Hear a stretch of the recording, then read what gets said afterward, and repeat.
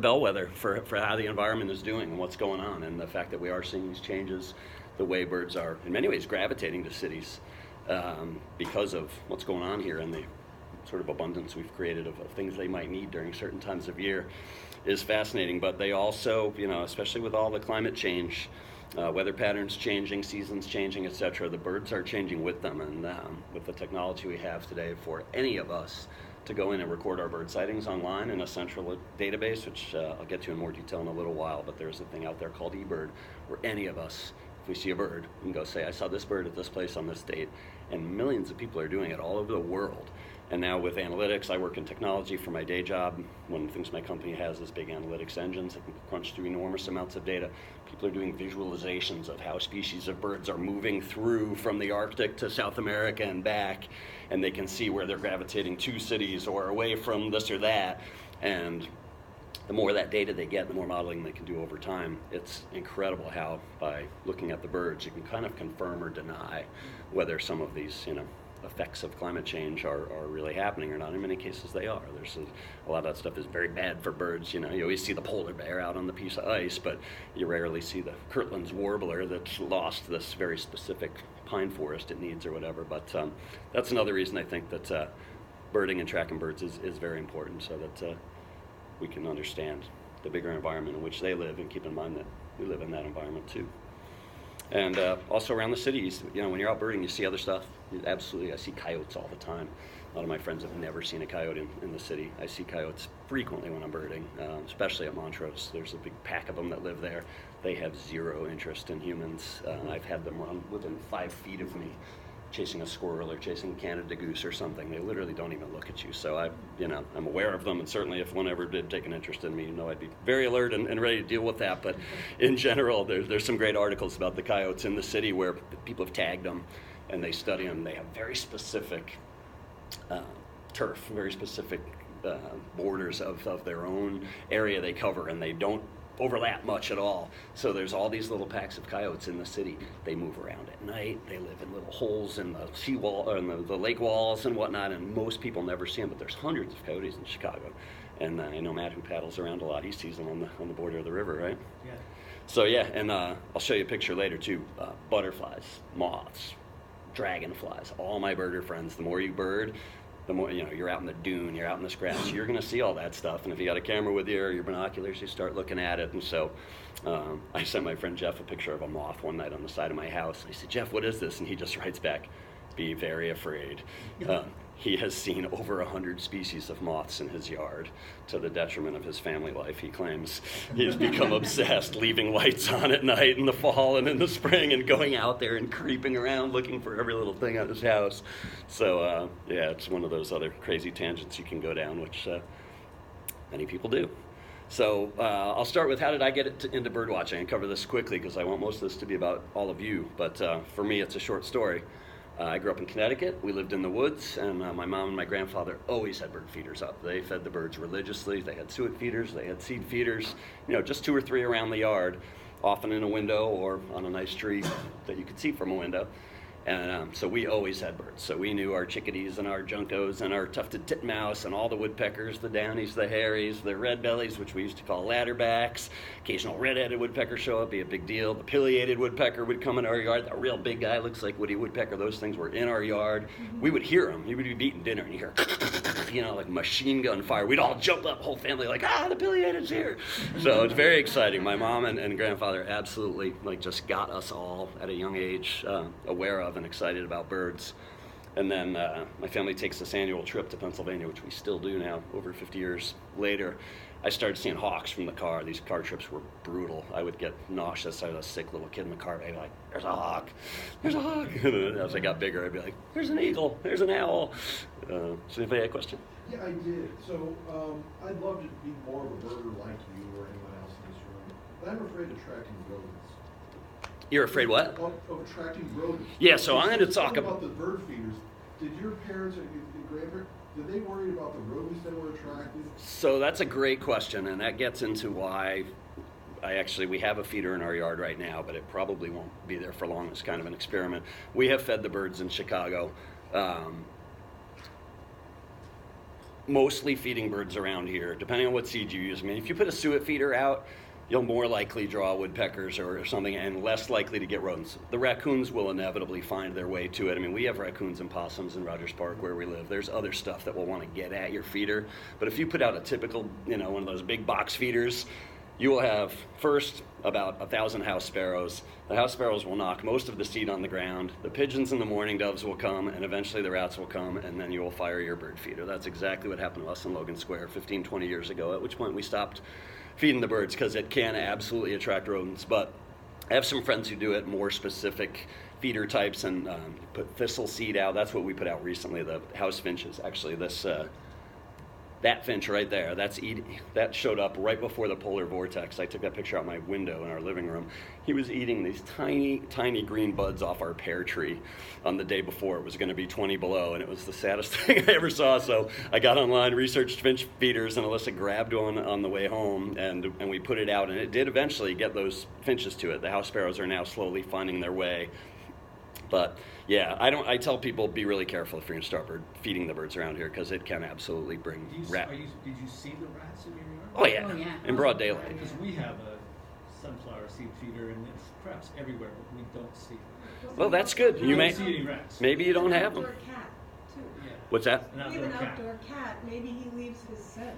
Yeah, who knows? Sometimes it's just a matter of time. Depends where you live. I mean, we don't. We've had it up for years. But the point is that you don't need a bird feeder to be a bird watcher. Yeah, that's what I'm going to really get into. Is I would say 98, 99% of the bird watching I do has nothing to do with bird feeders. We see the same 8 birds over and over. Yeah, the feeder is a great way to learn your neighborhood regulars, and then during migration, occasionally get a rarity. But I'll talk more. That's a theme I'll hit as we go through. It's a great question, and I grew up. I mean, my one regret, if I could do my childhood over, would be to have my mom go, you realize the birds on the feeder are just like a tiny slice of what's coming through here.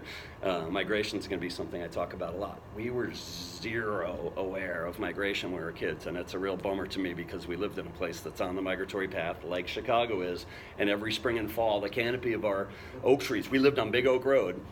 Those oak trees were inevitably crawling with warblers. We probably had 15 or 20 species of warblers among many other birds in our yard. We had no idea. We were just looking at the birds on the feeder. So I do tell people, like, feeder's a great way to get aware of birds, but the sooner you get away from it, the sooner you're going to find out there's a whole lot more going on. Does that make sense? Oh, yeah, it does, just for the lazy kids in my house who need to. It's a great... I'm afraid to get the rats in the house. I don't mean to distract you, but it's a real concern in the city. No, for sure. I'm very anti-rat, and I'm also very anti-rat poison. I'm a big fan of raptors. Birds of prey are another thing that really got me into birds. That's my next bullet on here.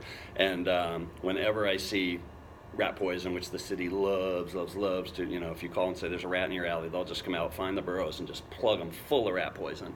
And then the hawks and the owls and the falcons will eat those rats and will die. That's a whole other hot topic. That and outdoor cats, too. I won't go down that path too hard, but I am a cat freak. My wife is a cat freak. We've had cats our whole lives. Our cats do not go out, ever. Haven't let a cat out for 20 years. I'm not into trap, neuter, release. I think, we love cats as much as anybody, but cats are an introduced species. They are not a native species, and they are wiping out native bird species in massive numbers. There's enormous science behind it. It's an extremely hot topic online. The arguments are vicious, and I try not to get into them, so I'm going to cap that topic right here. But in case anybody wants a single statement on that, if you have an outdoor cat, please stop having an outdoor cat. On behalf of the birds. He prefers bunnies. Everybody thinks their cat doesn't kill birds. No, he does once in a while, but he kills a lot of bunnies. Yeah. No, again, I love cats. I'm big into cats, but I have come to adapt the scientific view that I know you're right. they're not a native. They are an introduced species, and they have become a real problem. I mean, there are millions of them, the feral communities. It's a thing. So anyway, getting off the feeders, so that's where I started seeing the birds, and then my family takes this annual trip to Pennsylvania, and I started noticing hawks sitting on the poles, red-tailed hawks particularly, anywhere in the country, sit on wires and poles along highways, even out in the suburbs, so you can be driving right through Oak Park, or not Oak Park, what's the big mall out near where I used to work? Yeah, Oak Brook. driving through Oak Brook, big suburbs, sprawling, big office parks, hawks everywhere. If you can be bothered to look at all, just look for big blobs, weird shapes on the pole. Anything that doesn't look like a satellite tower is probably a hawk. We drove through there the other day, and there were a whole mess of them there. Every 100 yards, you see another one. So that was another kind of gateway thing for me to start noticing hawks and then figuring out which was which. And then the real culmination was I moved to Chicago. I had moved out to Oregon for 4 years in the early 90s. I thought of myself as a birder. I had a feeder up. I had pine siskins coming to my thistle feeder in my window, which was cool. I'd never seen a pine siskin before I went out west. They're a little finchy bird with yellow on their wings. And I saw all kinds of hawks, but I probably was seeing rough-legged hawks and ferruginous hawks and like really kind of advanced, interesting, habitat-specific hawks that I had no idea what I was looking at. I was just like, hawk, hawk. And I wish I could do that over too, because I just wasn't there yet to really do it right. Then I moved here. I quickly found out in like 96, 97 that hawk migration pours right through Chicago in the fall. And there are two sites. There's particularly the one at Illinois Beach State Park. My friend Vic Berardi and Paul Sweet and Janice Sweet founded this thing to sit out there all fall. Like September 1, they have at least one person out there all the way up into November when it starts to get really cold. And they monitor a huge horizon, and they count every raptor that comes through, and there are thousands. Some days, depending on the winds and the weather, some days there's none, some days they have a smattering, other days they get thousands. I've been out there for a day where we had 2,225 raptors come through of 19 species, including golden eagle. Spectacular. So that was a watershed moment for me. I immediately got to know a lot of birders. I immediately bought a better pair of binoculars. I immediately joined the Yahoo Illinois Birders Exchanging Thoughts email list where people were reporting bird sightings. And one day, a year or two after that, we got up on a Saturday morning uncharacteristically early, and I saw an email on the Yahoo thing that said, Montrose is dripping with warblers right now. First day of the spring that the warblers have shown up, and my wife and I went over and we saw like 20 species of warblers in 2 trees with a whole bunch of expert birders, people with scopes, people with books. A guy literally was like, look through the scope. That's a blackpoll warbler. I'm like, never heard of it. He's got the book open. Bam, there it is. And that super put the bug in us. So we just, everything tripped hard that day in favor of, let's go birding more. Let's go, find the good spots in Chicago. And then that continues on. I'm still, in my friend's mind, I'm a very advanced birder in the birding community I hang out in. I'm at best of a hardcore intermediate.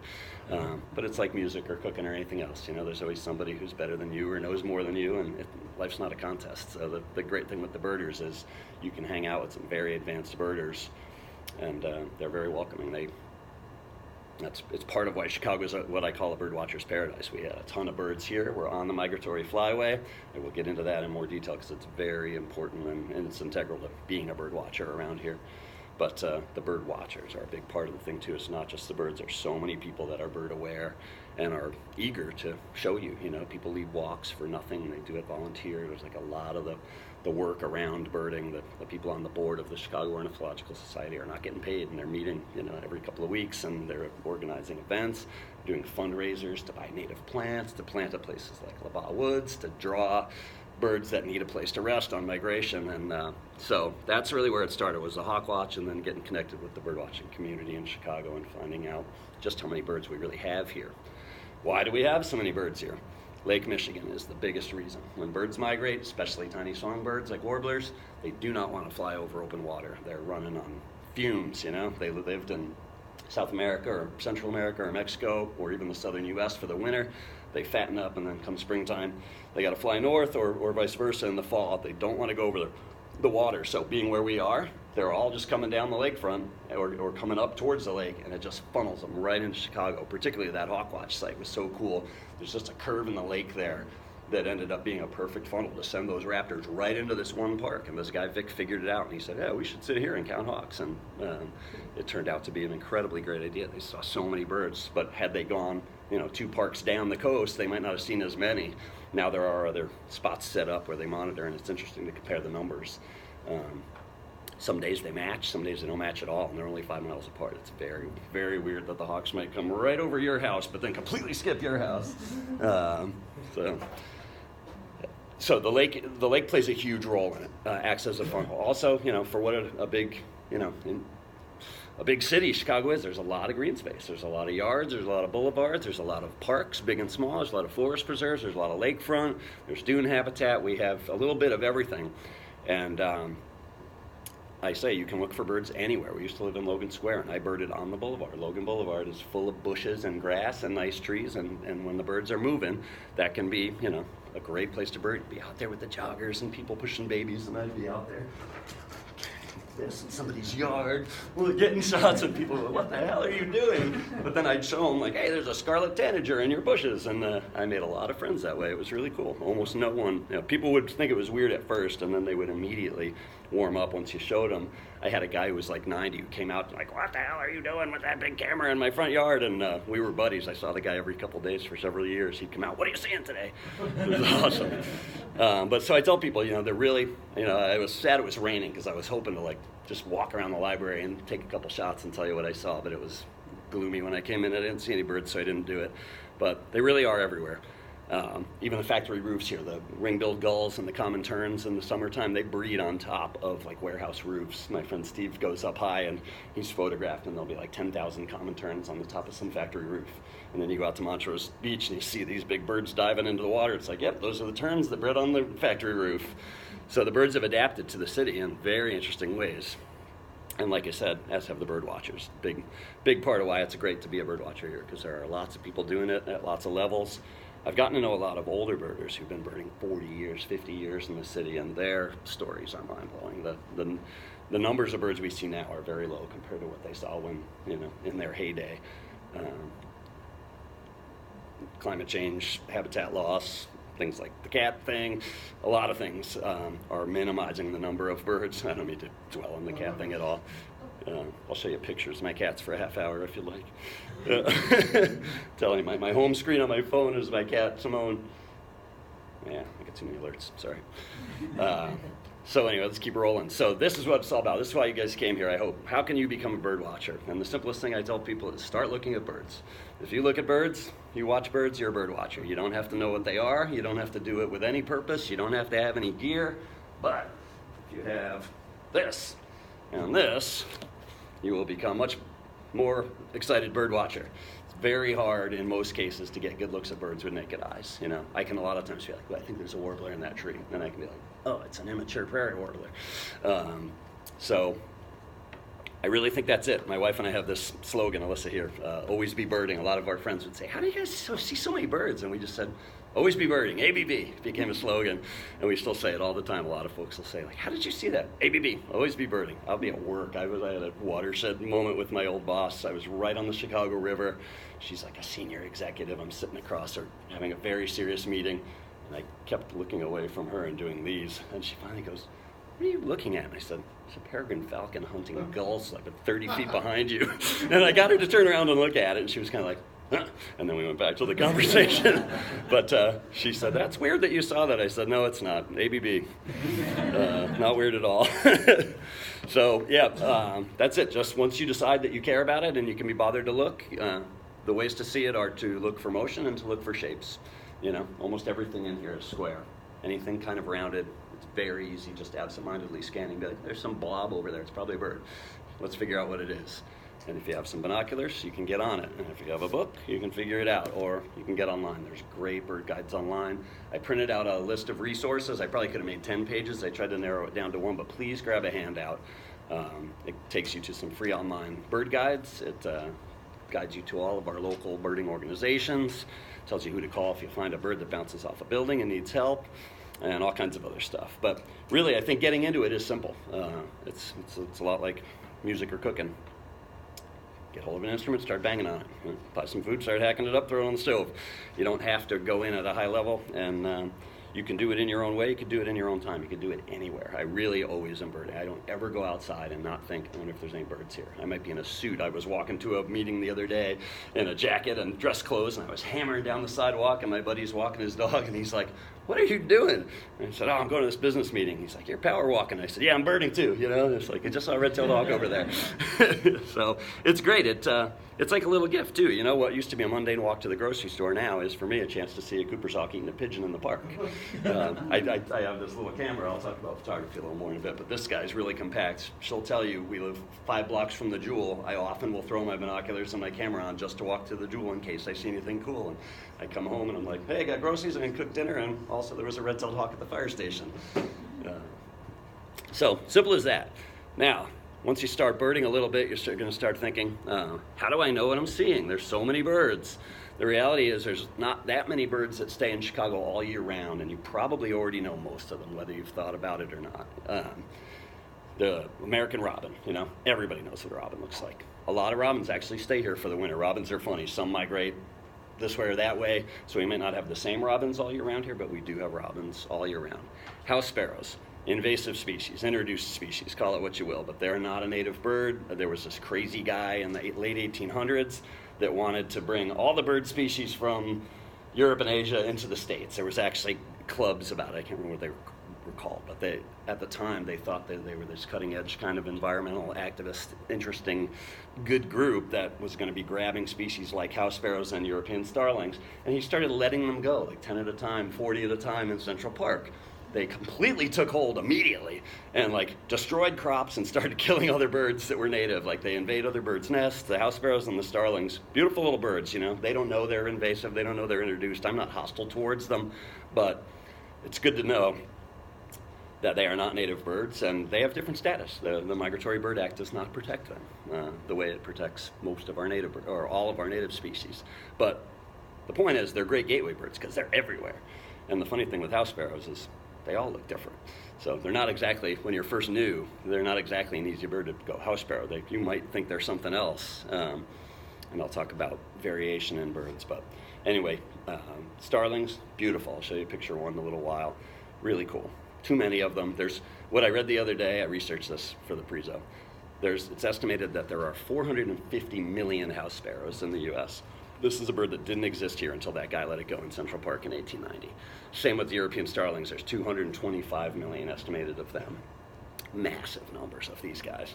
So the flip side of that is they're everywhere in the city. You can see them. And once you start to identify them and learn their calls and whatnot, it becomes easier to differentiate and be like, hey, that is not a starling. That is not a sparrow. That's something else. Northern cardinal. Everybody knows cardinals. They stay here year-round. They're beautiful. They're a brightest red year-round bird. Pigeons. Everybody knows pigeon. They're actually called the rock pigeon. One of the things you'll find as you get into birding more is that birders are specific. They rarely say, hey, there's a sparrow. There's a pigeon. They say, there's a house sparrow, because it might be a white-throated sparrow or a white-crowned sparrow. Whenever there's multiple of a species, throwing that little prefix on there is a sign that someone has gotten a little bit more serious about their birding. It does crack me up when I'm out with my hardcore guys and they keep saying rock pigeon, rock pigeon. I'm like, it's the only pigeon we're going to see. Can't we just call it the damn pigeon? But you know, in a way, they're citizen scientists. Some of them really are scientists, and so they're a little more specific. And eventually, you just get over it and let them do their thing. Mourning doves. Mourning doves are a funny bird for me personally. I think they're beautiful. I love their weird little sound that they make, and they have that iridescent blue on their head when the sun hits them. And you know, in a way, you just be like, it's a little pigeon. But they're really cool. They're pretty. And my mom, the birder, the uber birder of our family, she didn't like mourning doves. That sound they made, it's not because they're in the AM morning, it's because they're in mourning, M-O-U-R. And she heard the mourning in that sound, and she thought it was like a terrifyingly sad sound. And she always said to me, I don't like those mourning doves. It was so weird. I still can't wrap my head around it. She loved birds, but she didn't like mourning doves because they made her sad. So anyway, they're around, they come around, you can see them. And my point is, get to know the regulars. Oh, and the ring-billed gulls. You go to the beach any given day, you're probably going to see somewhere between 25 and 2,000 gulls. Most of the time, will be ring-billed gulls. How do you know? They have yellow feet, they have a yellow bill, and it has a little black ring around on the end. Gulls are really hard. Once you get into identifying other gulls, it can get very obscure. I am not expert in it. My buddy Steve Huggins, who was posting Iceland gulls and Kumlian's gulls and Thayer's gulls from some turning basin on the south side today, very expert in gulls. But the good news is there's really just one species of gull that's common here. It's a ring-billed. You've all seen it. There's another gull called the herring gull. often out here, maybe 1 or 2 herrings with the ringbills. If you ever see a gull that's much bigger than all the other gulls and has pink feet instead of yellow, probably a herring gull. So these are, just start to go look for these guys. Get aware of them. Once you're good with that, and keeping in mind that at this time of year, that's probably most of what you're going to see. Winter's kind of dead around here. There are oddities, there's exceptions to that. But once you get versed in them, then you start realizing in spring and fall, when migration happens, Chicago gets flooded with over 300, upwards of 350 species of possible birds you could see here. I know people who've seen 350 bird species in Cook County. I'm not that avid a list keeper. I'm not sure what I'm at. I'm probably pushing 200. They're there if you know and can be bothered to look for them. And by knowing the local birds, the regulars, it becomes much easier to spot the other ones. You don't have to know what you're looking at, you just know you're looking at something different. And eventually, if you get binoculars and a book and maybe a camera, that's when you start figuring out that, hey, we got white-throated sparrows coming to my feeder. So my feeder buddies mainly do it to get weird migratory sparrows into their yard in the spring. And they do it with pretty good success, but they control it and are trying not to also bring in an army of rats. But that's really it. It's learn the familiars, learn the regulars, and then start to notice the oddities. And then, as you do it more, you'll get better at spotting the oddities, and then you'll get better at figuring out what they are. So much to know. How should I start? I liken this to playing an instrument and cooking. I play an instrument and I cook, and my experience birding has been very similar to my experience with those things. When you first do it, it's hard. You're not very good at it. You don't really know what you're doing, but you got to find a way to make it fun. And so you have to start simple. And you have to find some basic things you can gravitate to get you going. I learned G, C, and D on the guitar. When you're a kid and you can play those 3 chords, your parents will think, man, I wish he would learn a 4th chord. Now I play in a band that gets paid to play at libraries sometimes, and you get up here with a really good fiddle player and play G, C, and D for a little while and have a guy blowing doors over. It's like, hey, G, C, and D is pretty good. So you're getting your basics down with birding actually can be more powerful than you know. But the thing I like to tell new birders that I think is eye-opening to a lot of people, especially kids, is that birds are just like people. Males and females don't always look alike. Adults and young birds don't always look alike. In fact, they very often don't. So while you might open your Audubon guide and go find a very common bird, such as come on, that wasn't as fast as I hoped it would be. There we go. Downy woodpecker. You've probably all seen this little guy. They're around. That's a common woodpecker around here. This was one of my gateway birds, came to the suet feeder. Tiny little guy. The downy woodpecker and the hairy woodpecker are interesting because they look exactly alike, except the hairy is bigger.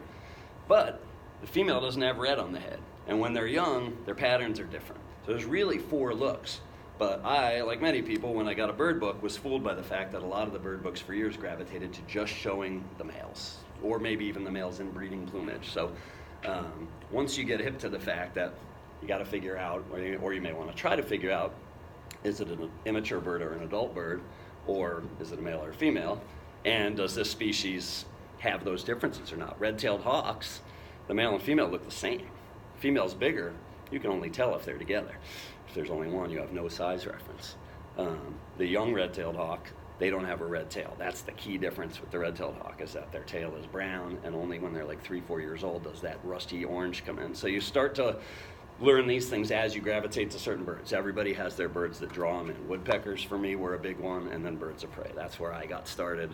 But if there was one thing I'd tell any birder, it's just like, be aware that it doesn't all look like the adult male in the book. And once you wrap your mind around that, it gets a lot easier to go figure out what you're looking at. Another one, can I identify birds by the sounds they make? Absolutely. The best birders I know, the most advanced, hardcore lifer birders, they bird more with their ears than with their eyes, especially during spring and fall migration when there's a lot of birds coming through. They'll go out to a place like Montrose and just stand and listen. And they'll be like, a mourning warbler in the bushes, there's a brown thrasher over there, there's a peregrine falcon back here. They could be blinded and they could do this. I am not there. It's a real skill. It's one of those things, it just takes time. It takes experience, being out there doing it. But what I tell people is, you probably know the calls of all those birds we mentioned earlier. You hear house sparrows all the time. You hear pigeons all the time. You hear robins in the spring. You hear starlings all the time. Starlings can imitate car alarms. If you ever hear like a tree full of birds just going, just like total insane babbling, it's probably 40 starlings, some of whom might be imitating car alarms on your block. They're very verbose birds, and I know you've all heard them. You just may not realize you heard them, but that's how I tell people is to start in the same way you want to take a good look at those regular birds, start to listen to them, listen to the calls. And I've had a big breakthrough myself in like the last 5 years where I started to realize I know all the calls that I hear regularly. So now I just listen for ones I don't recognize. And if I hear something I don't recognize, I immediately get the binoculars and get on it. And if you see a bird calling, making a sound you've never heard, and you get a good look at it or get a photo of it, kind of burns it in your brain. That's how you pick them up. It's just an experience thing.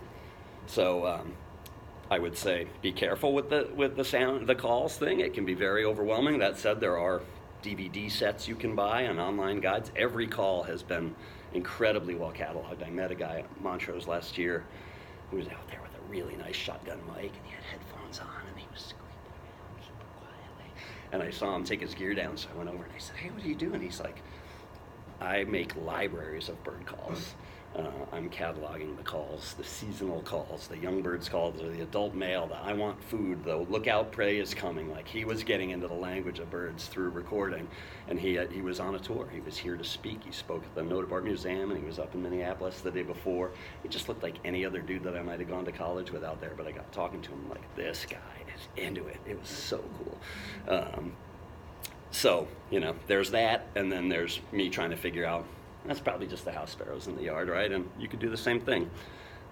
Just being aware, same way, looking for shapes, looking for movement, just listening to those sounds. And if you have a second to think, what was that? Or can I follow the sound to find it? That will greatly advance your birding. It will take you into new areas and show you things you probably didn't ever think you'd get good at knowing it. And that's the fun thing too. It's, for me anyway, it's exciting when you learn a new species, or you learn that your cemetery draws ruby-crowned kinglets for 2 weeks every spring, and so now I go and I find them and I see them. I know they're coming, and I go get them, and you can hear them. They're another one. They're a tiny little bird, but they make a super high-pitched sound.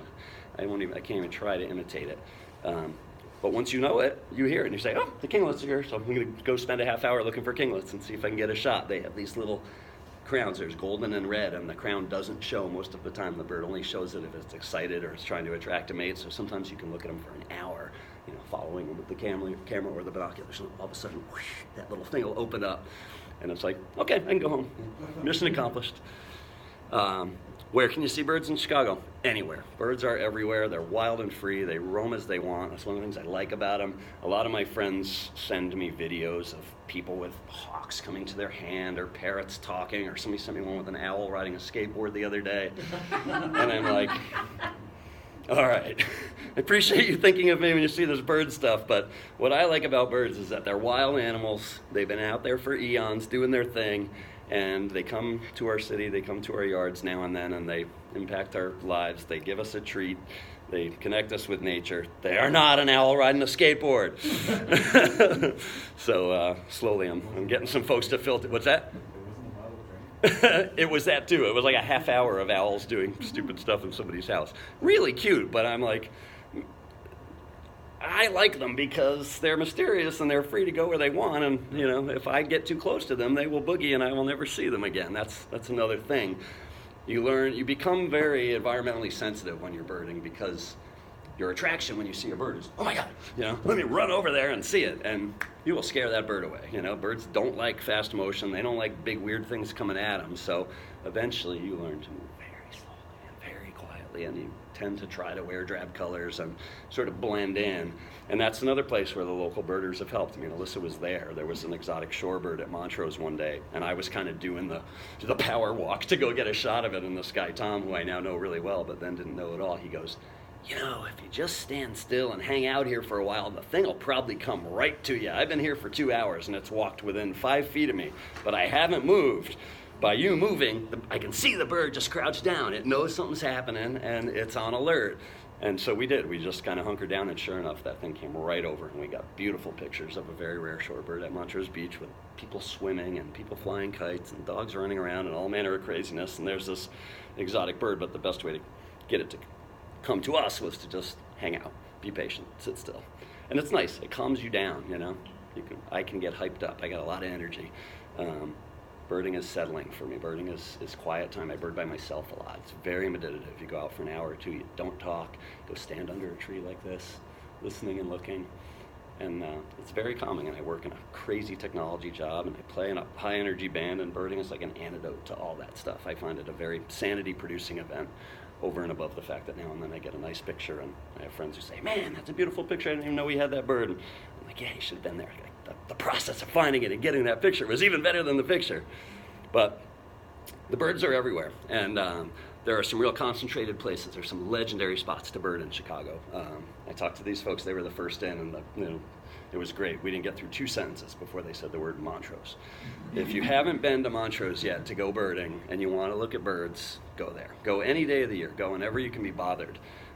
You might not see a lot right now. Winter's pretty dead, but there are some birds out there. Last year there were snowy owls at Montrose all winter. Most people didn't know. Most people didn't see them. I went down there 10 times and saw them. It was magical. But Montrose is very unique. Sticks out into the lake. Used to be like a missile base or something, but it's been rehabilitated over the years, especially in the last 20 years. Like since I moved to Chicago, there's been a big effort to reestablish the dune habitat out there. And there's a thing called the Magic Hedge, which is magic. It draws so many birds. Like there will be a day in May and all of a sudden the Magic Hedge, like we saw the first day we went to warbler school, we call it 20 species of warblers in the trees. They have everything represented. Birds that want to feed on the ground, birds that need low trees, birds that need bushes, birds that like fruiting trees, birds that like this kind of flower, birds that want canopy. Montrose has a little bit of all of that. They have sandy dune grasses, and most of those 350 species of birds I mentioned that have ever been seen in Cook County have been seen at Montrose. So if there's one place you want to go to see birds and to meet some birders, because there's always somebody birding there, that is a great place. Lincoln Park, North Pond, another great one. We got married at the Notabart Museum, very special place for us. Even in our ceremony, we walked out and stood on their little bridgeway there while our friends played a song, and we saw like 3 species of sparrows in their grasses. They've planted all kinds of cool native plants around there. All the herons are in the pond. You can see the black-crowned night heron, the little green heron, the great blue heron. Occasionally you get a bittern. Tons of warblers in the spring and other birds. I have a friend who lives there. He birds North Pond, 2, 3, 4 times a week for the whole year, and he documents everything he's seen. And it's nuts, you got, again, joggers, dog walkers, people with babies, people out there reading, people with laptops, and there's usually a bird or two traipsing through finding some great birds. LaBaugh Woods is another really nice spot. It's up in that crook between 90 and 94, like Foster and Cicero. Really nice park. My friend Jeff Screntney is involved in rehabilitation efforts there, planting native species, pulling out invasive species, cleaning it up, getting people to stop illegally riding motorcycles in there and letting dogs run free and all that. It's a pretty well protected place by the code, but not everybody honors it. So he's been pretty judiciously, for the most part, trying to stop people and educate and say, hey, we just had 10 volunteers out here planting $10,000 worth of native plants that some guy played music at a benefit to help raise, and now you're riding your motorcycle through it. Like, please be aware, this is what we're doing, and oh, by the way, the code is you shouldn't be riding your motorcycle in here at all. So he starts nice, and then eventually sometimes if he has to, he'll call the police and get them involved. And at Montrose, that's a big thing. There's the dog beach at Montrose. Be amazed how many people let their dog run in the protected nature area, which is within eye shot of the legal, spectacular, huge, one of the best in the country dog beaches. That's another ongoing thing with the birders. Like, come on, man, we got a nesting piping plover or something here, and you got your gigantic dog that could be over there with all the other dogs, but you got to be in here, even though there's signs everywhere that say no dogs. So urban birding is very fascinating in that sense. It can get contentious sometimes. I choose my battles. I've talked to some people, and doesn't always go well. You see somebody, you're like, yeah, they're approachable. I can do a little citizen educating or something, and people get very nasty sometimes. But other people, thank you. They're like, oh, I had no idea. And then you might see them a month later, and they have binoculars, and you've sort of inadvertently turned them into a birder. So anyway, those are 3 of the best places. There are many. If you live near a cemetery, bird your cemetery. Very peaceful places to walk if they don't creep you out. Some people say, I never go in cemeteries. But I myself find cemeteries very relaxing and peaceful. I go to mine in Rogers Park. I just went through it this week. Didn't see anything. Nice walk in the cemetery, though. My friend Larry lives by Graceland Cemetery. crazy birds in there, crazy birds. He's had owls, and then like he had a short-eared owl, and then a great horned owl came and killed the short-eared owl, and he found it. I mean, kind of violent, crazy stuff, but nature in action. But right there in a big city cemetery in the winter, these owls were coming to hang out. They weren't breeding. They were just killing time before they went back to their breeding grounds. So cemeteries are a great spot. And the beach, anywhere on the lakefront, especially spring and fall, even at our beach. There's a little protected area, but there's just a big main beach that's always full of people and dogs and craziness. But I've seen great shorebirds in there. We had ruddy turnstones there last fall, just 4 of them on a busy beach within 20, 30 feet of a lot of people. And a really interesting migratory bird. Hi. Hey, he keeps referring to spring, fall. Bookmark you use for spring. Hey, perfect transition to my next slide. Why do birds migrate? Birds have been migrating for eons, since long before human civilization. These are ancient patterns. Most birds require really specific habitat types in order to breed. It's be amazed as you dig into it and learn where they breed. A lot of birds, maybe a specific species of tree or a specific grade of marshland or secondary growth forest above a marshland. It's really crazy the more I learn about it, how specific bird breeding requirements are. And that's, becoming a birder does turn you into a bit of an environmentalist, because you become aware, like, oh, what people, like Florida, the Everglades, they wanted to drain that whole thing. That thing was full of life, full of birds that's bred in specific reeds, specific marshes, specific heights of water, specific areas of brackish water or fresh water. And then by, all the man-made manipulations that they did down there, they really screwed that thing up from a wildlife perspective, not just birds, but everything else. But anyway, migration is all about getting to and from breeding grounds. And they breed up, most birds breed up north, and then they winter in the south. Birds have different ranges. Some birds have tiny ranges on the map, some have huge ranges, but what it really means is every spring and fall they come through places like this. We are on a migratory flyway with all the birds coming up the center of the country, many of whom came from Mexico or Central America, kind of get funneled here, and they have to choose which way they want to go around Lake Michigan. So we get all the birds that go up the Wisconsin side, which is a lot of birds. And in the spring, they're in their bright breeding plumage, and that's the fun time. The warblers particularly, I keep mentioning them, they're a real, highly coveted bird. 20 years ago, I'd never seen a warbler. I didn't even know we could see warblers, and yet where I grew up, we probably had them all the time. But once we got into them, in the springtime, the males particularly are all bright and beautiful. They're getting ready to go to their breeding grounds and attract a mate and build a nest and all that. And we get lots of them hanging out here. Most of them don't stay and breed. They keep going. They're going maybe to Wisconsin, maybe to Minnesota, maybe up into Canada. A lot of birds breed up on the Arctic Circle. A lot of the birds we get here come from, they breed in really far away places, or they summer there. So they'll spend the summer, and then the fall, they're all in their drab plumage. They lose that breeding plumage. They look completely different. Warblers in the fall are called famously confusing fall warblers. They all sort of look the same. They lose their telltale band on their wing, or the bright yellow breast just literally goes away. It's crazy how much they change inside the year. But as a birder, once you become aware of migration, what you do is start canceling plans. I start blocking out days at work. I will watch the weather, I will listen to my birder friends, and I will say, boy, Tuesday, May 5th is shaping up to be a nutter day for birds. And so I'll block, I have a sort of a flexible calendar at work. I'll block out time and get up early, and often be at a place like Montrose or La Barre or somewhere else when the sun's coming up. And when you get lucky, you strike it.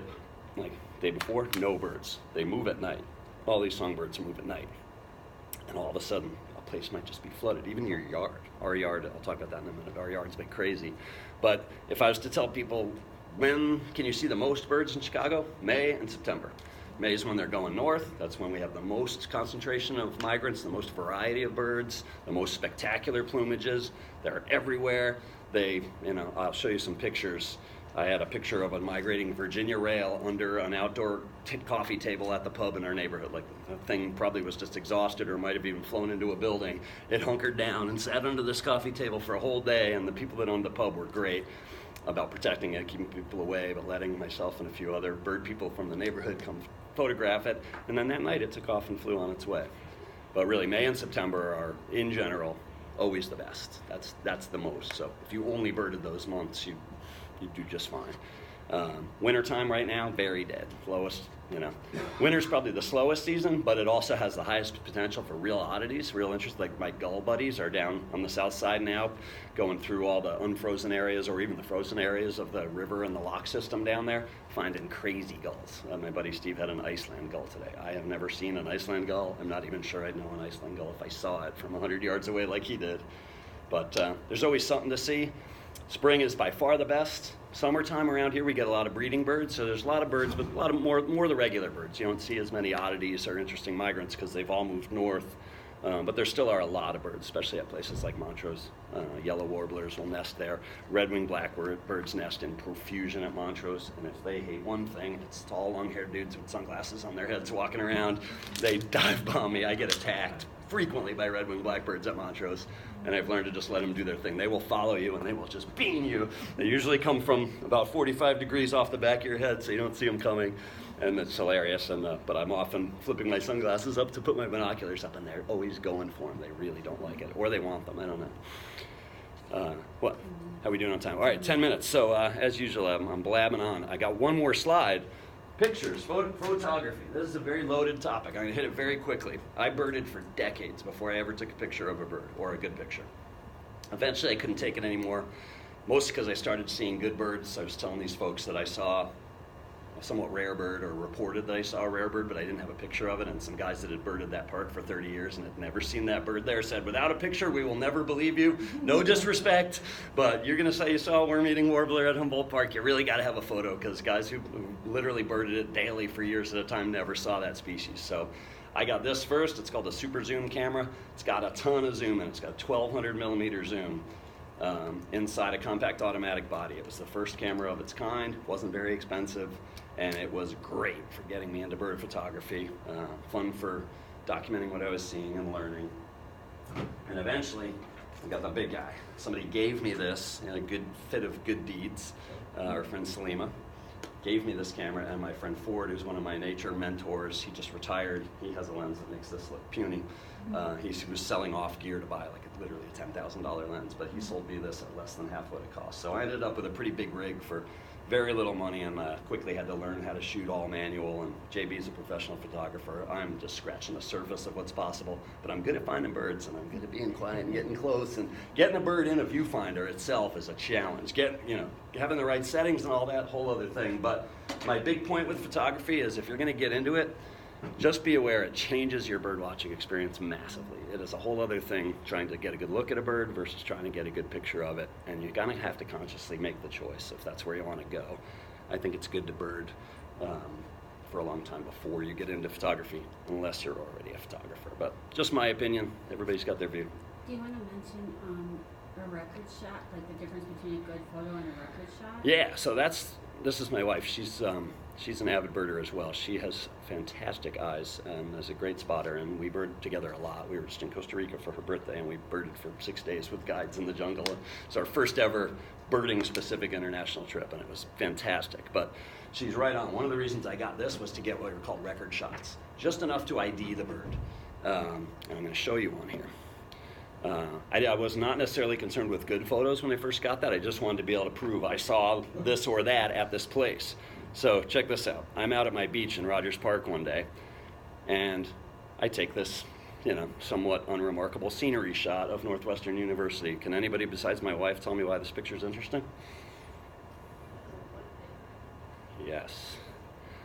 That little white thing, which from 1.3 miles away could have been a plastic bag or a seagull, and probably in all likelihood was one of our local gulls or a plastic bag, to me looked interesting. So I shot that shot, and then on this little camera, 1200 millimeters, so really 50x optical, so something that could be 5,000 yards away. You can cut that down by orders of magnitude. I took it and I zoomed in on the screen at the beach, and I said, that is a snowy owl. And I have never found a snowy owl on my own in my life anywhere. I've seen a few, but other people found them, reported them. So I then proceeded to walk up the beach and poked out every time I could access the beach, and I kept getting closer, and I have a whole series of photos of this little blob turning into, where is he? Turning into this. I eventually found this guy, me and this bird, sunset on a beach, Dempster in the lake in Evanston. one of the greatest birding moments of my life. Just, I mean, look at that thing. That's an Arctic bird. They breed in the Arctic. They do not live here, but last winter particularly, we had them all over the place. And they were pretty easy to find eventually. This was early in the season, but to find this one by myself, get on that beach by myself, and get some really incredible photos. And I called my wife, I called my friend Danny, and I said, get down here. And I let a couple birders know, and a few other people came down, and we got to share it together. But these are these kind of magic things that you can see in Chicago. This winter, there's not nearly as many. Last year was the winter of the snowy. If you think of it later, Google CBS Snowy Owl, Chicago.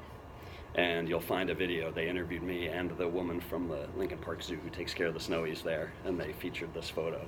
It's on the gigantic screen behind the Anchorman. It was really fun. Just one of those random things. But I'll shoot through a couple other photos real quick, and then really, if anybody wants to start asking questions, I know I haven't left quite as much time for that as I wanted, but anybody have? Oh, and Angie said we can run a little long if people want to. All right, so talking snowies, this was the first one that we saw last winter. Somebody told us about this one. This was on Sheridan Road on a light pole right by the Calvary Cemetery at the border of Evanston. I went out there with Alyssa, and there was probably 50, 60 people. All kinds of people, birders and non, people with huge scopes, big cameras, and then just like families with kids and dogs, and everybody just going, oh my God, look at this bird. Just phenomenal. And that started the snowy bug last year, which led to a day or two later, that one that I found out here. So what else do I have? This is one of my favorite bird stories. So I talk about warblers a lot. I'll also talk about sparrows. Hey, behave, you slideshow. Sparrows are another thing I didn't know anything about. Even 15, 20 years ago, when at that time, many of my friends even then would have told you I was a fairly advanced birder. I didn't realize that there are like 20 species of sparrows that migrate through Chicago. We have the house sparrows all year round, but we get white-crowned sparrows, white-throated sparrows, tree sparrows, chipping sparrows, the list goes on. So I started finding them. I would go out with people like, hey, let's find sparrows. And some days you can find 5, 6, 7 species of sparrows in your park down by the beach in May. And eventually I came to find that my hardcore birder buddies were always saying, did you see a Nelson's? Did you see a LeConte? Nelson's and LeContes. Never even heard of these birds, just a few years ago. And so I made it my mission. I'm going to find a Nelson's and a LeConte sparrow. And we have a little dune habitat restoration going on in Rogers Park on Loyola Beach. It's 10 or 12 years old now. It's like a mini Montrose. It's really cool. It's building up a little more each year. And so I can walk to it. It's like a 15-minute walk from home. So I go there as many times a week as I can, and I bird it assiduously.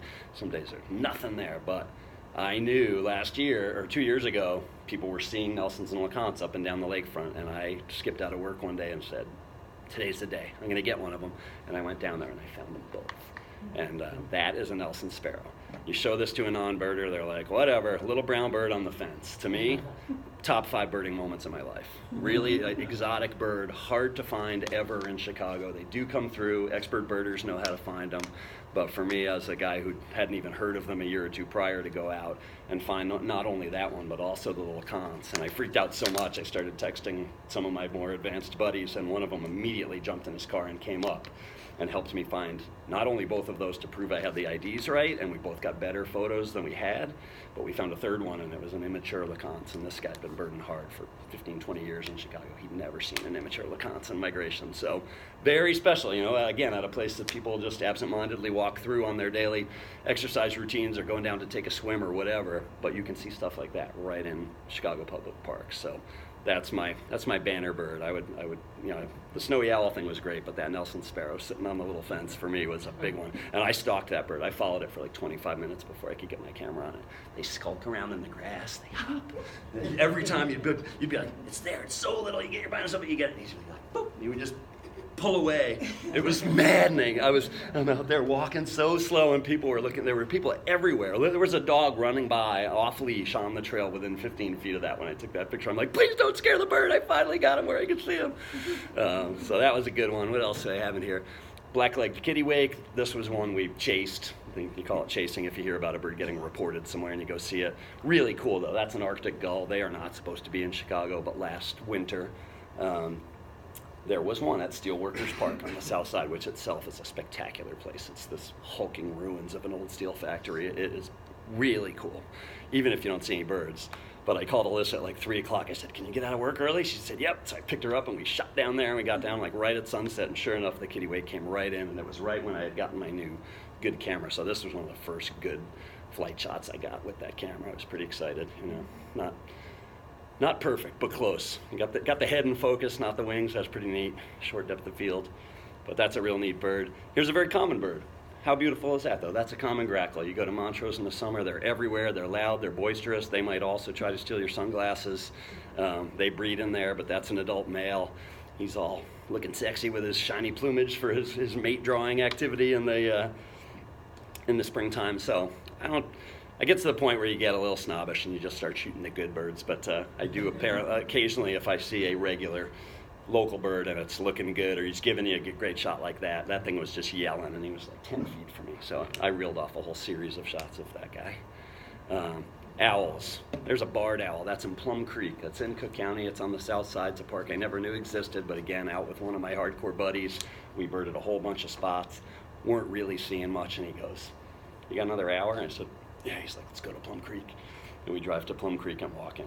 20 minutes later, we have this guy. Look at that thing. A little ice cream cone. So yeah, there's a whole bunch of species of owls that come through Chicago in the winter. They'll hang out. There's long-eared owls, short-eared owls, barred owls, great horned owls, snowies. Those are the big 6. Sometimes you get the screech. Maybe a saw-whet is really special. But so some days you just go owling. You're like, are you going to go to some specific spots? Forests with old trees. You know, these guys were probably breeding there. Steve had seen them the prior year, and actually saw the male and female, and they were going in and out of a hole in the tree building a nest. We went right to that tree where he saw that, and this guy was sitting within 50 yards of it. So that was a good one. There's European starling. You know, again, very beautiful. Look at the colors and the patterns on that bird, but that's the introduced one. There's, you know, supposedly 225 million of them in the country, and they're invading native birds' nests and doing all kinds of nasty, horrible stuff, but they're beautiful. They're cool looking. They make crazy sounds, and I go in and out of ignoring them, feeling angry towards them, and on days like this thinking, look at that guy, he's cool. So they're there, you know, for better or worse, they're there. They're not going anywhere. Herons, another great type of bird to get into in Chicago. They're up and down the river. You know, several folks here paddle and bike near the river a lot. You will see these. I call these guys urban penguins. That's a black crown-eyed heron. That's the male in adult plumage. He's got that little thing off, you know, the little stringer hanging off his head and that bright red eye. You see the immature of that bird, looks nothing like that. It's slump-shouldered and like a dusky mottled chest. They're very tan. They're very unspectacular looking. Huge, huge difference. But it is an upright bird with a long beak near the river. So you know you might have a match from that. But these are one of my favorites. That's the mid-sized one. We also have the green heron, which is even smaller. It's not very green. They have a little patch of green on their head when you catch them in the sun, but really they're more maroon looking and bluish, kind of like this guy. And then you have the great blue heron, which everybody probably knows, big guy. A lot of people mix those up with cranes. I have friends all the time. I saw a crane in the office park, and that was a great blue heron. Cranes do come through. Cranes are not unheard of around here. Usually they fly over. Big migration path for sandhill cranes, thousands of them. Yeah, the sand does come through. Yeah, fall. They don't really come through in the spring as much. Small numbers in spring. Some birds come through here both ways, some only one direction too. I'm starting to learn that too. I've had birds I assumed would come through here in the fall, and my friends would be like, nah, spring only for that. The sandhills come much more in the fall, and there was a day 2 winters ago where I was working, and you can hear them. Crazy call, and you'll look up and there'll be 500 of them or 1,000 of them all making that call. It's very, very strange to hear, and it comes through your windows. Like I work from home, and I heard it from my desk, and I ran outside, and there's just thousands of cranes circling. So I got the camera out, ran the neighborhood, photographing, making videos. I counted over 2,000. My friend Sam, one of the guys who called me on one of my early bird IDs where I didn't have a picture, he was on a skyscraper roof downtown. He counted 32,000, including a couple of whooping cranes. So, yeah. They live down in Florida. My mom lived in that outside her backyard. Yep. Alyssa's mom lived in Central Florida for a while, and same deal. They have a year-round population there. Those are interesting birds. They don't move. The ones we get are coming and going, but those guys actually stay put. Just have to watch out for them because it's against a lot of animals. Yes. They walk all over the course. They'll be right in the middle. I have golfed in Florida a few times. I am not a golfer, but I will go golfing, and I always bring my binoculars because the birding on the golf courses in Florida is fantastic. Another super special bird for me. So I've talked about warblers. This is a prothonotary warbler. I had seen most of the warblers you could see in Chicago as of a couple years ago, but I'd never seen this one. And this one showed up at Montrose, or not Montrose, La Bas last spring, late in the spring. Most of the other birds had moved on. And I heard about it, and I went down there 2 or 3 days in a row to chase it, and ended up getting some really great pictures of it. I mean, look at that thing, just a beautiful bird. Prothonotary, what the heck does that even mean? To this day, I don't know, but that's the kind of thing you can see in a public park in Chicago if you read some of the reports online, or have friends who are doing it, or if you just go. Sometimes you find this stuff on your own. I try to do a mix of chasing birds. It's very easy to just look at what other people are reporting and go to the hot spots, or go to the, even right now, we could leave and I could, in 5 minutes online, I could find something interesting within a 45-minute drive we could find, and we could go check it out. That's one way to bird. I don't think it's the best way. I like just getting out and finding my own stuff, but you got to do both if you're into it. There's the Virginia rail I talked about under the coffee table at the pub. Beautiful bird. And we were really worried it needed help, but we talked to there's Chicago bird collision monitors. Please take one of my handouts. There's a lot of great links on there. It's one page. You want free online bird guides. You want to know who to call if you have a hurt bird. You want to go read lists of top 10 binoculars at every price range. I'll tell you, this is like a $100 binocular. The entry level for binoculars like 50 or $100. You can go up like to 2,000, 3,000. I have birder friends who have $2,000 binoculars that look superficially exactly like these, but the optics inside, super high quality. I don't know that I'll ever spend that, even if I had it. I don't know that I would. These things do just fine for me. I can drop them, they're tough, they can get wet. But binoculars are essential. If you really want to get into birding, get some. These are wingspans, not expensive. And the link I put on there gives you a breakdown. Size and shape are important too. I've bought binoculars for Alyssa that just were too heavy. You hang them around your neck and you walk around for 3 hours. Eventually, you're doing this. So you got to think about the not only does it look good, does it feel good. The bummer is there's not so many good stores anymore where you can go try binoculars out. But in this current culture we have, where you can return everything, you can order 3 pairs online, get a big one, get a medium size, and get a tiny one, and see which one you like, and send the other 2 back. Not a way I love shopping, but a lot of people do it to good effect. But can't say enough how much the binoculars are important. And even with that bird, I didn't want to go up to it. So it was over there, and I just stared at it for like a half hour in the binoculars, just watching it to observe and see if it was wobbling. We all kind of decided it seemed okay. And eventually the bird collision monitors people said, see if it flies tonight. If it leaves, we're good. If it doesn't, we'll grab it. And it did. It took off. This was my crowning achievement in my yard. We live in Rogers Park, and we had no idea when we moved there 3 and almost a half years ago that our yard would be bird crazy, but it is. And I don't even know why. We don't do anything, but we have some trees, we have some understory, we have some native grasses, we have some shrubs. We got a mix of habitat, and like I said, most of the time no feeders. But this was my 26th species of warbler in our yard in 3 years. Now, I work from home, so I can stare out the window absentmindedly while I'm on conference calls a lot, and I do. And that's how I caught this one. This was last May.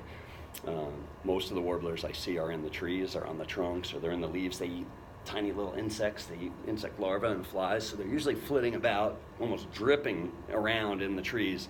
But some of them, notably the Connecticut warbler, get on the ground, and they skulk around in the grass, and in this case the ivy. I looked out my window and I was like, oh my God. I really knew immediately. I'm like, I think I got a Connecticut. My friend Steve challenged me. He goes, all the warblers you've gotten in your yard, you've got to get a Connecticut. Your countdown is on. You've got to do it. So all of a sudden on this rainy May morning, it was steamy, it was warm, I had all the windows open, everything was damp, my binoculars were foggy. All of a sudden that little guy is creeping around in my yard, and I immediately took that picture, took a photo of that picture off the back of my screen, texted it to that guy Steve Huggins. He's like my bird Yoda. And he's like, I am on the way. He left work, came to my house, as did Matthew Savitas, Aaron Tedesco, and maybe one other, a whole bunch of like advanced birders. These are lister types. I'm not a lister yet. A lot of people put their birds on a list every year.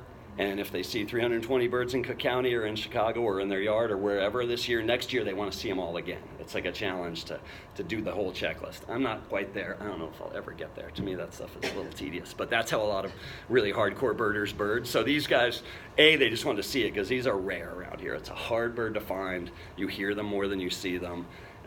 They're not reported a lot. So I had a whole mess of birders come up and see this one with me. So check this out. I have a whole YouTube channel that I'm building of clips of birds in my yard, and this is absolutely, it's a little wobbly, but that's what a Connecticut warbler foraging in your side yard looks like. You know, you show it to a non-birder, they'd be like, okay. But in birding circles, people, I've met people that are like, oh, you're the guy with the Connecticut in your yard. People want to punch you in the eye. It's a total point of envy for some. Is this bird one that just migrates, so isn't here Yes. very much? Yep, just about all the warblers. I think the yellow warbler is the only species of warbler that reliably nests in Chicago, and they do nest in Montrose. I've seen them on the nest and seen their babies, but yeah, this one is absolutely migrating to get somewhere further up north. Anybody, does gore freak people out? I'm really into raptors. Tell me now, should I turn this off, or do you want to see it?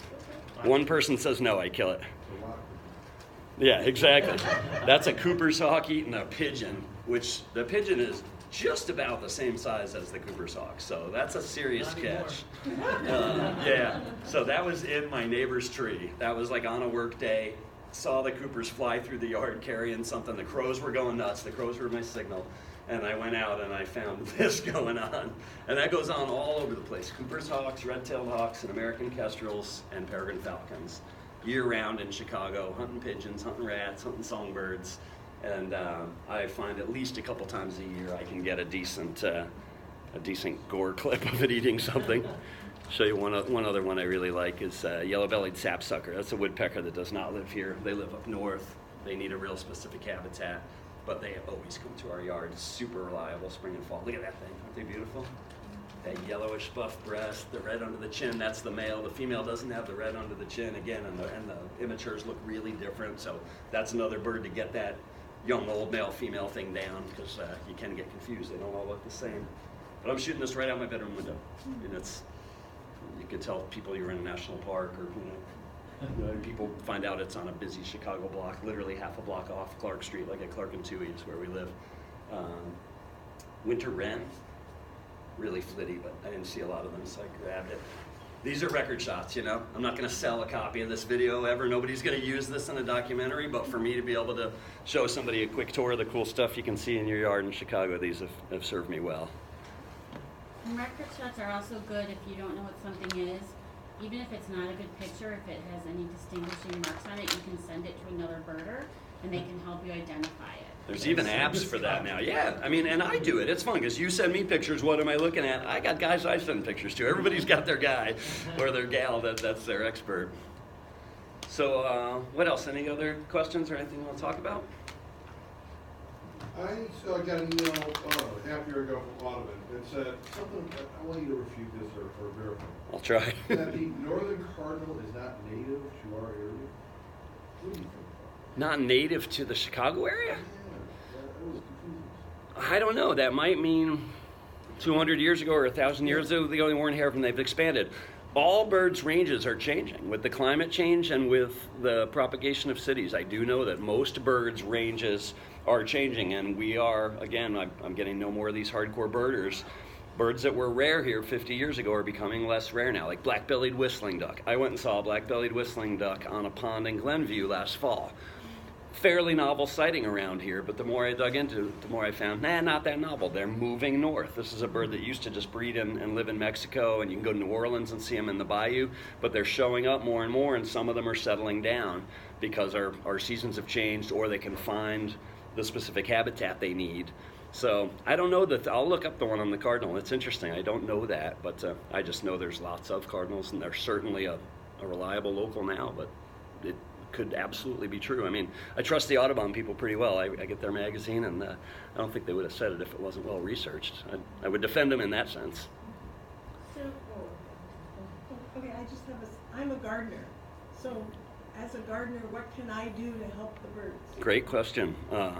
we know a little enough to be dangerous. My wife's actually taking home landscape design class right now, and the big thing is to plant native plants. I know that first and foremost for butterflies, dragonflies, and birds. Planting native plants is a big one.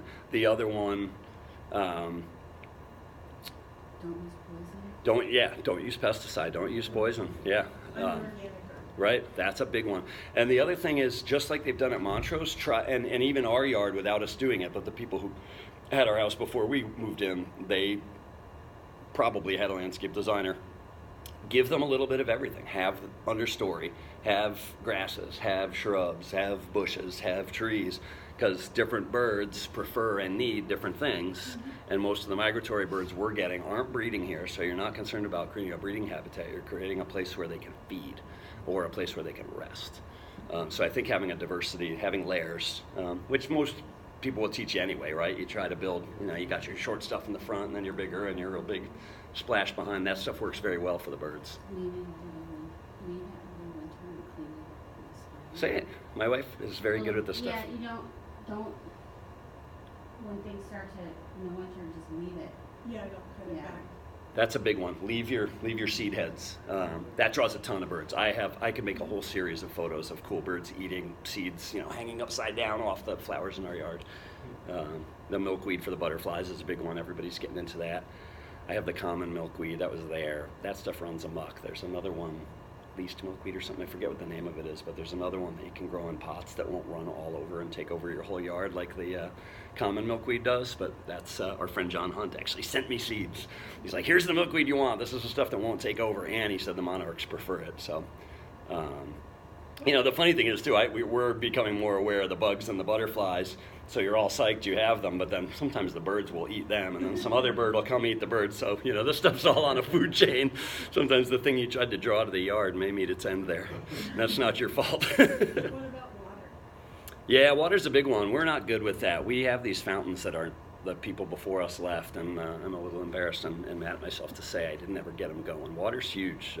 Birds need water as much as they need food, especially during hard times, especially during those big freezes. A lot of people have heated bird baths or water supplies in their yard that the birds can get at. It's another one, to your point though, you gotta be careful. If it's down low by the ground, you'll be bringing in everything else too. You'll have your possums and coons and squirrels and eventually the rats. But if you do it right, I think they make some that, harder to get onto. The ones we have that we haven't used are on a pedestal, and then it almost looks like a sink.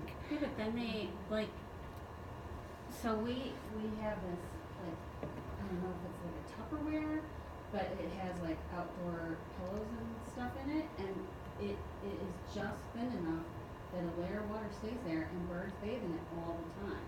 And it's not so deep that, I've seen, especially in Lower Square, when people have water features, I've seen rats swimming in little tiny water features. But this is just like a tiny layer of water that the birds love. Like an inch? Not even. Oh, less. Yeah, like a quarter inch, but Right? Yeah, Yeah. It's just like a depression in. it's incidental. We didn't make it. It just it made itself with rainwater or melted snow. But the birds totally come to it, and I've had some cool migrants. Like usually it's the sparrows and the robins and the regulars, but I have seen like a Swainson's thrush taking a bath in that little thing or drinking out of it. So yeah, water's a good one if you want to get into it. I think anybody telling you to, if you're going to try to have feeders or plants or anything, if you can get a water feature too, it's massively important. So my question is, the raptors coming up, I've lived Perfect in timing. Chicagoland all my life. Yeah. I've lived in the city, there you go, and in the suburbs, and I don't ever remember seeing these gigantic, and I'm not a birder, but I would recognize something. You said when we know each other from way back when Martha walked in today, she goes, "I'm hawk crazy," and I wanted to hug her because I'm hawk crazy all the time. They're And all the of a sudden best. There's this huge influx, within the last 10 years. I got a good answer for that. Yeah. In the 70s, DDT was banned. That's what I thought. If it was Absolutely the moment. And the way that came down to is so cool. So in the 50s, 60s, birds of prey, particularly our nation's symbol, the bald eagle, just plummeted. They were crashing. They were nearing extinction. And no one knew why. And as I understand it, a grad student, like a young kid in grad school, became concerned about it, became interested in it, and stumbled on the answer. Came to find testing water near farms was finding this DDT. Started catching some fish in there, finding traces of this DDT. Started realizing the osprey were eating the fish. Started testing, getting up into the osprey nest and finding that their eggs were collapsing. Took egg samples back to lab, full of DDT. That was what it was. It wasn't killing the birds. Right. It was killing the integrity of their eggs. So the mother would sit on the eggs, and they're big birds, and normally they'd sit on enough to keep it warm. They were crushing them. And that's why those populations crashed, because the DDT just literally ruined the integrity of the egg. Right. She wrote a paper, got some more, higher up people to verify, and everybody was like, man, this completely seems spot on viable. They banned the product, very quickly, and those birds have been bouncing back ever since. And in our lifetime, like particularly the 70s and 80s, is when they all really started to bounce back. And now it's crazy. I mean, they're everywhere. They're like the coyotes. There's probably territorial hawks in every neighborhood in Chicago.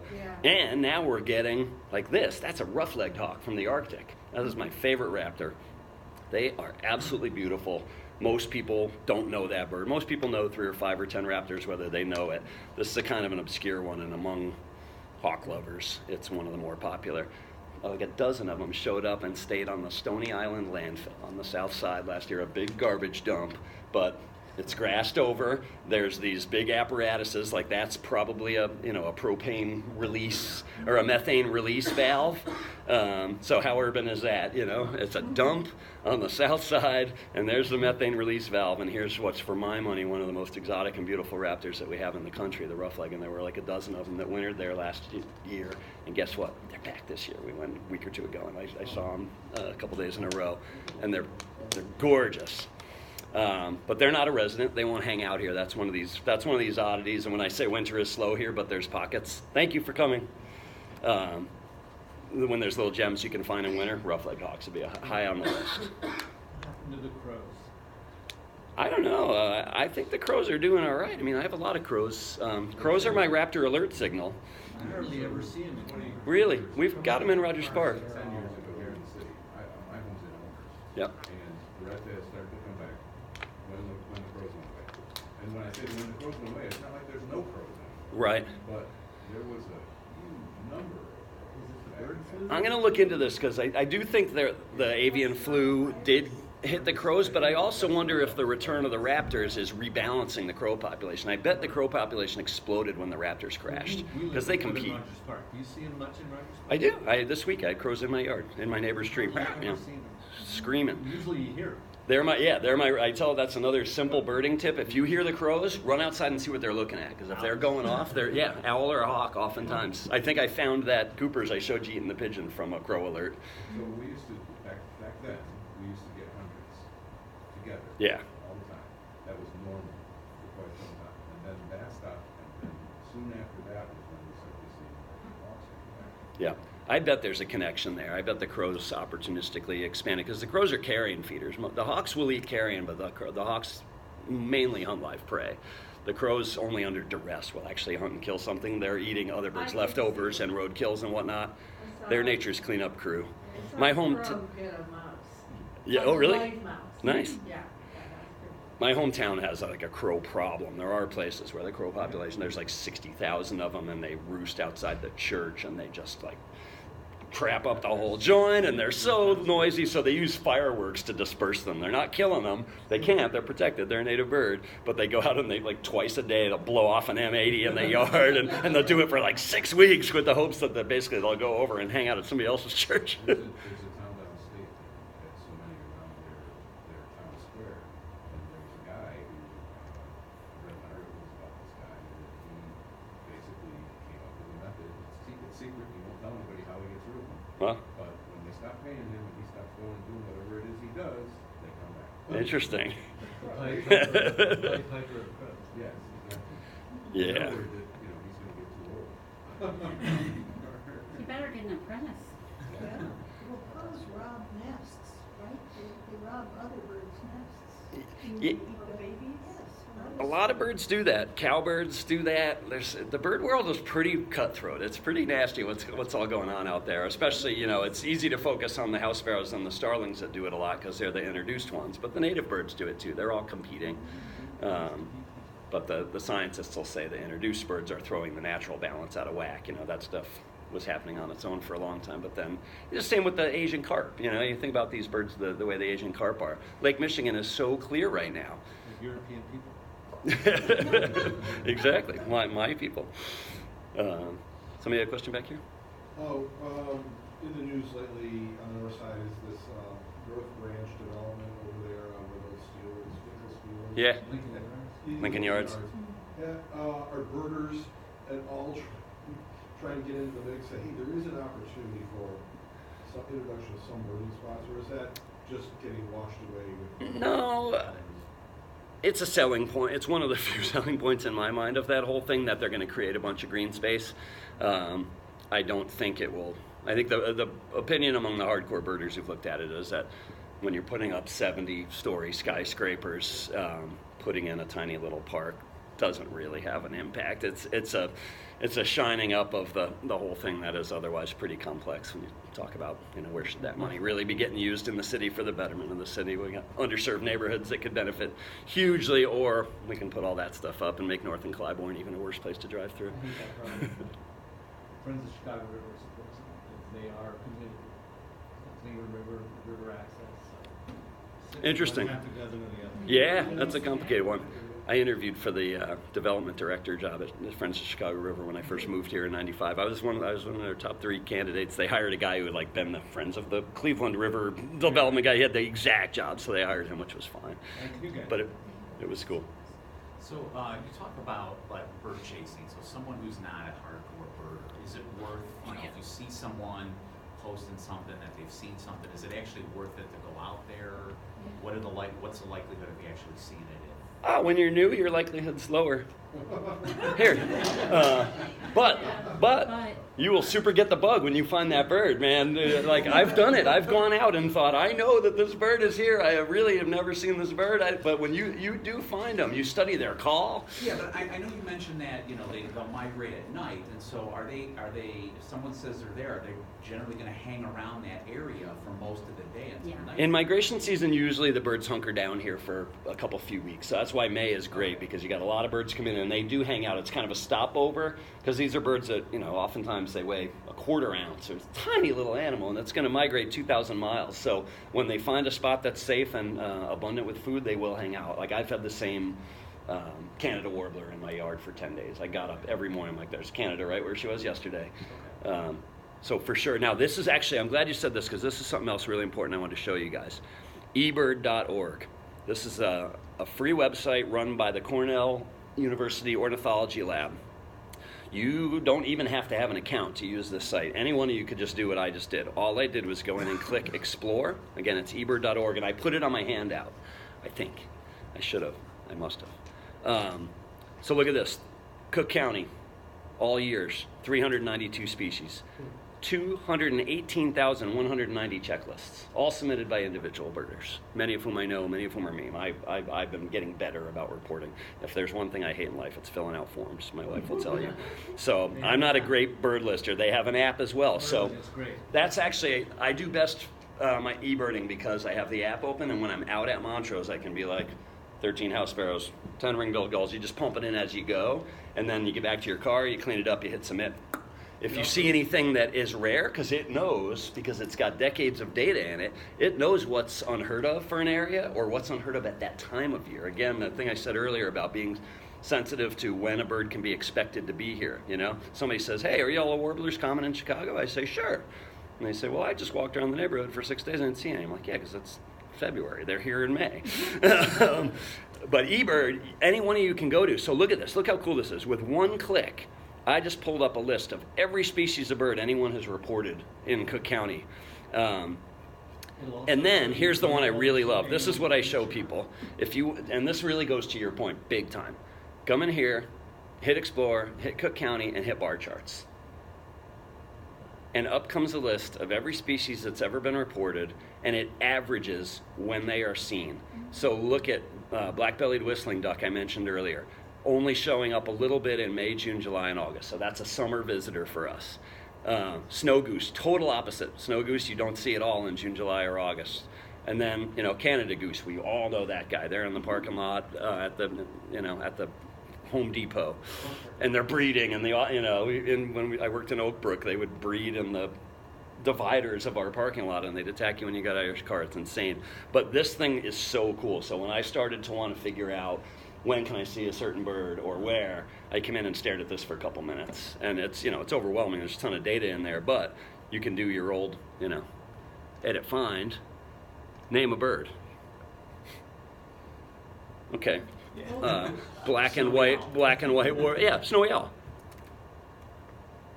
Snowy plover. I've seen the snowy plover. Very rare. Look at that. Snowy plover, only a little bit in May. There was one at Montrose for a few weeks. It was beautiful. It looked like a pile of melted marshmallows just sitting on the sand for like a month, just resting up. It looked like it was going to keel over, but it rejuvenated and it continued on its way. Snowy egret. There's a lot of snowy birds. Yeah, so snowy owl, very much a winter visitor, most common in January and December, tails off, really rare in May, and then, summer months and early fall, not at all. And then you can click on the, if you really want to dig in, and bam, there's a picture. They got a whole bird guide in here. This one, I'm not sure. Yeah, absolutely, top audio. These are recorded by birders. I don't have audio, but it is there for sure.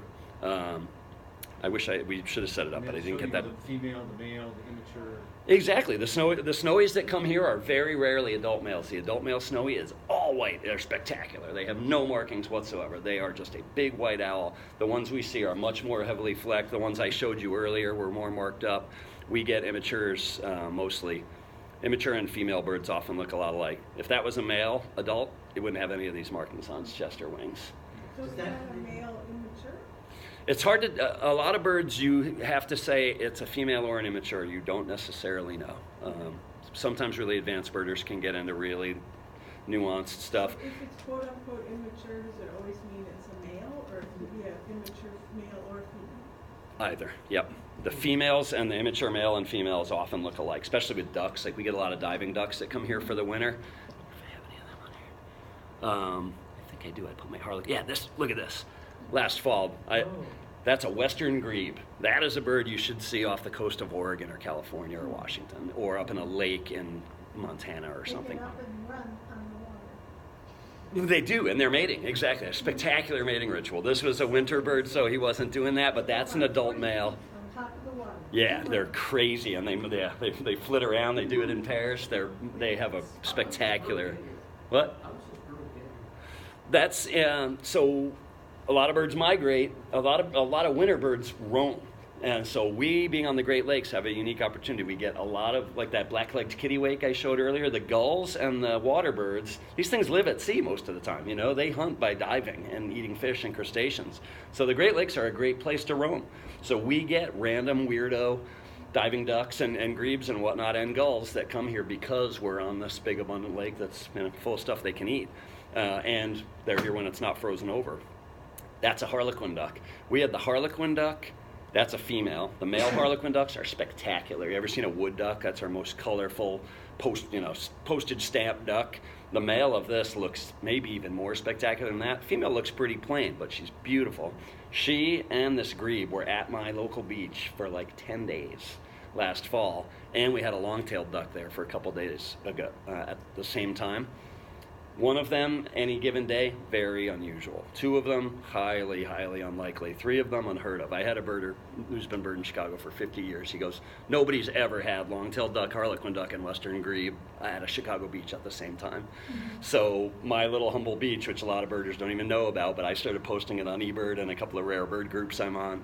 All of a sudden we had birders coming down to come see these guys. They're probably the most photographed western grebe in Chicago ever. So I like to say the internet is great for birders. Not always great for the birds. Birds like this can get mobbed, the snowy owls particularly. Some photographers are really sketchy in their behavior. I mean, people literally will put mice on a hook as if they're fishing and cast it out get a snowy owl attention, reel it in to draw that owl in near them, and then try to photograph the owl as it's eating the mouse and maybe getting the hook caught in it. Ridiculous. I've never seen this. I have friends who have seen this happen. Sometimes the really spectacular photos that look like kind of too good to be true of wild animals online are staged. They're baited. It's called baiting. I don't think any of you would ever do that, but I do see a lot of people, and I did it myself when I was new. You kind of have to learn your boundaries with how close can I get to a bird before I disturb it. You didn't bait. No, I've never baited, absolutely. But I have bumped. It's called bumping. If you got a nice bird up in a tree and you walk in so close that it becomes aware of you and it flies, you've bumped it. I'm on raptor photography groups that ban bumped birds. They can tell or will make a best guess, like, you totally bumped that bird. You get a perfect flight shot of a bird coming off a tree, it's more than likely because you walked up too close to it and we're waiting for that shot. Now, sometimes I've parked myself like behind a pole and I've sat and waited for 20 minutes for a raptor to take off and gotten some very cool flight shots without the bird even knowing I was there. That's the ethical way to do it. That's what my friends teach me to do. On the kayak, it's kind of hard to avoid. Yeah, You're moving. exactly. And you can't worry about it. The herons know. They'll just move. Yeah, They'll just go 20 slide feet down up the and bank. pose again. Yeah. Making a bird move isn't the end of the world. Making a stressed bird move, a snowy owl that's here that flew here from the Arctic and is probably a hatchling-ear bird, that bird needs space, it needs to be able to rest, and it needs to be able to feed. And they mostly are sleeping during the day. Yeah. The bird won't take off. I'll back off, try to go around it. Yeah, it's cool. You become aware every year. I get better at it myself. For years I was probably clueless and wandering right up, and I got my picture, and the thing flew off. And now my favorite thing is to get a good picture, and we do this a lot. Some of the bird groups I'm on, I left this bird where I saw it. Here's a sweet shot of my friend Vic, who's really good. He's like everybody's mentor. He's like, look at this rough leg I got, and I drove off, and it was still on that branch. Like that's a cool little personal challenge you can give yourself. So. Well, we've gone way over time. One last question, and we'll wrap it up, or are we good? Thanks, guys. Thanks for your time. Throw my thank you slide. Thank you again. Take a handout. There's some good stuff on there, and thank you so much for coming. I hope it was helpful, and I hope see you out in the field. I'm out and about a lot. I'm easy to spot. If you ever see me out looking for birds, let's hang out. You are. I'm just gonna take a photo of your glasses. Oh, okay. Because you like them, therefore I like them. Good, how are you? Most of these cost. Thank you very much for coming. I appreciate it. Thanks, Angie. When